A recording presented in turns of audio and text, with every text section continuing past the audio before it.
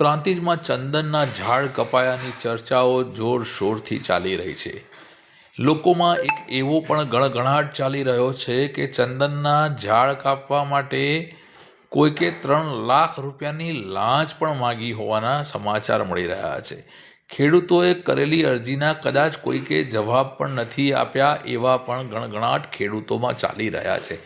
વાસ્તવિકતા શું છે એના માટે અમે પ્રાંતિજને લાગતા વળગતા કર્મચારીઓને પણ મુલાકાત કરવાના છીએ, પણ એ પહેલાં પ્રાંતિજની જનતાને અને ગુજરાતની જનતાને બતાવવું જરૂરી છે। જો 3 લાખ રૂપિયા માંગ્યા હોય તો સરકારને બદનામનું કરવાનું કાવતરું જ કહી શકાય। શા માટે 3 લાખ રૂપિયા માગવામાં આવ્યા હશે? કોણે માગ્યા હશે 3 લાખ? અમે પ્રયત્ન કરી રહ્યા છીએ એ જ સરકારી કર્મચારીઓને મળવાના કે જેમણે પાસેથી આ મંજૂરી મેળવવી હોય છે, કારણ કે જનતામાં ચાલી રહ્યો છે ગણગણાટ। જો જનતાના મગજમાં સરકાર પ્રત્યે આવી છાપ ઊભી થાય તો એ સરકારને બદનામ થવાનો વારો આવતો હોય છે।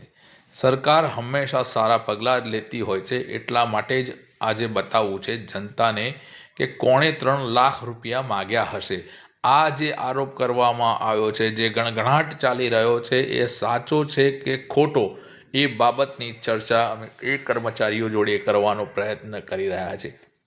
કેમેરા સમક્ષ આ કર્મચારીઓ શું કહેવાના છે, ખેડૂતો શું કહેવાના છે એ બતાવવું છે। કોણ ચિત્રની સામે આવે છે કે પછી આ ગણગણાટ સાચો કે ખોટો, પરંતુ સફેદ કપડામાં બેઠેલા આ જે વીરપ્પનો છે, જે ચંદન ચોરો છે, જે ચંદન ચોરીને પ્રોત્સાહન આપતા હોય, તેમની સામે કાયદેસરના પગલાં તો લેવાવા જ જોઈએ।